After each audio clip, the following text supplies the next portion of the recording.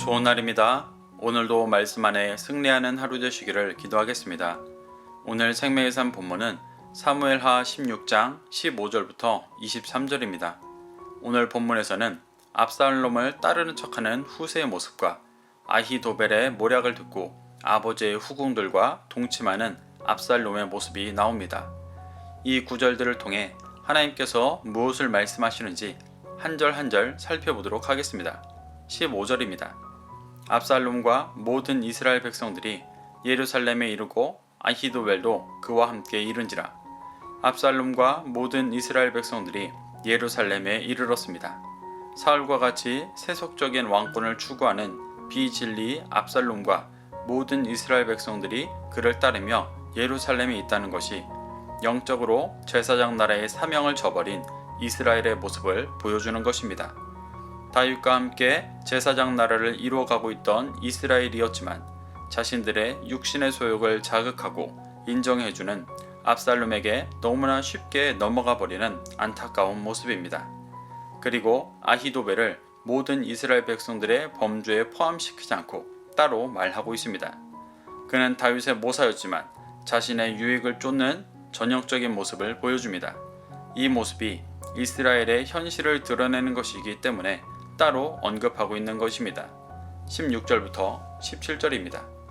다윗의 친구 아렉 사람 후세가 압살롬에게 나아갈 때 그에게 말하기를 왕이여 만세 왕이여 만세하니 압살롬이 후세에게 이르되 이것이 내가 친구를 후대하는 것이냐 내가 어찌하여 네 친구와 함께 가지 아니하였느냐 하니 다윗에게 아히도벨의 모략을 패하게 하라는 밀명을 받은 후세가 압살롬에게 나아가 왕이여 만세를 반복해 외치며 거짓 맹세를 합니다. 왕이여 만세를 반복해 외치는 것은 고대 근동에서 왕이 즉위할 때 하는 것으로 그의 왕위를 인정하고 따를 것을 고백하는 행위였습니다. 이런 행위는 후세가 자신의 목숨을 담보로 하는 것으로 다윗과 함께 연단받고 이스라엘을 회복하고자 하는 중심이 없이는 할 수 없는 헌신적인 일이었습니다. 압살롬은 후세가 다윗에게 마음을 다했던 모사였음을 알았기 때문에 이것이 내가 친구를 후대하는 것이냐 라고 묻습니다. 후대하다의 원어가 헤세드로 친절, 자비를 뜻합니다. 주로 하나님의 자비와 친절을 말할 때 쓰입니다. 이는 나를 왕으로 따르는 것이 너의 친구 다윗에게 하나님의 친절과 자비를 베푸는 것이냐 라며 그의 중심을 확인하는 것입니다. 또 내가 어찌하여 내 친구와 함께 가지 않았느냐 라는 질문 또한 동일한 맥락으로 다윗에게 신실했던 그의 중심을 확인하는 것이었습니다. 18절부터 19절입니다. 후세가 압살롬에게 이르되 그렇지 아니하니이다. 내가 여호와와 이 백성 모든 이스라엘의 택한 자에게 속하여 그와 함께 있을 것이니이다. 또 내가 이제 누구를 섬기리이까? 그의 아들이 아니니이까? 내가 전에 왕의 아버지를 섬긴 것 같이 왕을 섬기리이다 하니라. 압살롬의 질문에 후세는 자신이 다윗이 아니라 하나님께 속하여 있었기 때문에 여호와와 이스라엘의 택한 압살롬과 함께 있을 것이라고 말합니다. 후세는 이렇게 압살롬을 하나님께서 택하신 합법적인 이스라엘의 왕이라고 말하며 치켜 세웁니다. 그러며 자신이 여호와께서 택하셨던 다윗을 섬겼던 것처럼 여호와께서 택하신 압살롬을 섬기는 것이 당연한 일이라고 말하는 것입니다. 이렇게 후세는 압살롬을 섬기는 자신의 행위를 여호와의 뜻을 따르는 것으로 정당화시키고 있습니다. 이 압살롬은 더 이상 큰 의심을 하지 않고 이를 받아들였습니다. 20절부터 22절입니다. 압살롬이 아히도벨에게 이르되 너는 어떻게 행할 계략을 우리에게 가르치라 하니 아히도벨이 압살롬에게 이르되 왕의 아버지가 남겨두어 왕궁을 지키게 한 후궁들과 더불어 동침하소서. 그리하면 왕께서 왕의 아버지가 미워하는 바됨을 온 이스라엘이 들으리니 왕과 함께 있는 모든 사람의 힘이 더욱 강하여 지리이다 하니라.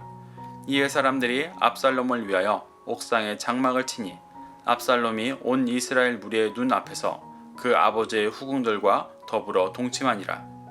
많은 이스라엘 백성들과 예루살렘에 입성하고 아히도벨과 후세를 모사로 얻은 압살롬은 바로 왕으로서 행해야 할 일을 아히도벨에게 묻습니다.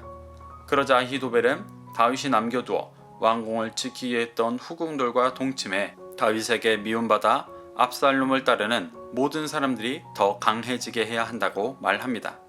그래서 압살롬은 아히도벨의 계략대로 온 이스라엘 무리의 눈앞에서 아버지의 후궁들과 동침했습니다. 이 모습이 압살롬이 얼마나 비진리를 쫓고 있는 자인지를 대표적으로 보여줍니다.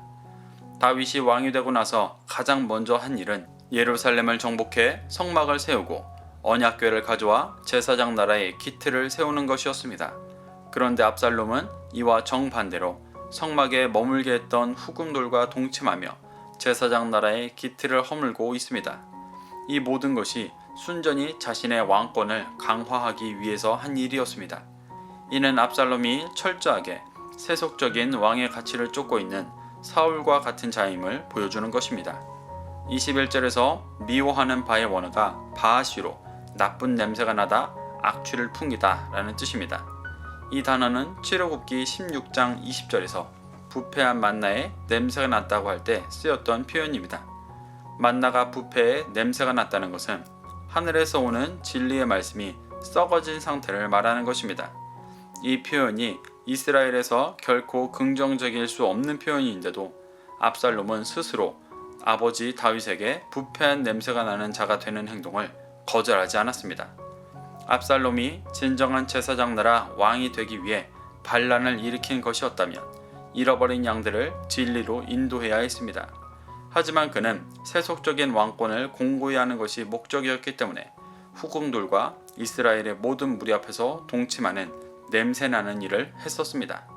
이 행동이 정치적으로 전대 왕의 여인을 취하는 행위로 그 왕권을 이어가겠다는 의미였기 때문이었습니다. 그는 이 천륜을 저버리는 일을 하면서도 오직 세속의 왕이 되기만을 바랬을 것입니다. 압살롬이 후궁들과 동침한 일은 며칠 전 묵상에서 설명했던 개념으로 영적인 차원으로 봐야 하는 것입니다. 후궁들은 다윗이 가는 연단의 길을 쫓지 못하는 진리의 열매를 맺지 못하는 자들이었습니다. 그래서 성막에서 주님을 구해야 하는 자들이었습니다. 하지만 이들은 다윗과 함께하면서도 열매 맺지 못한 중심이었기 때문에 결국 비진리인 압살롬에게 자신의 모든 것을 빼앗겨 버립니다. 이 후궁들의 모습은 압살롬을 따르는 이스라엘 백성들의 모습을 대표로 보여주고 있는 것입니다. 다윗이 그토록 간절히 목양하며 제사장 나라 백성으로 세우기를 소망했던 이스라엘이 다윗의 빛 아래서도 진리를 쫓지 못하자 결국 비진리인 압살롬에게 자신의 전부를 빼앗겨 버린 것입니다.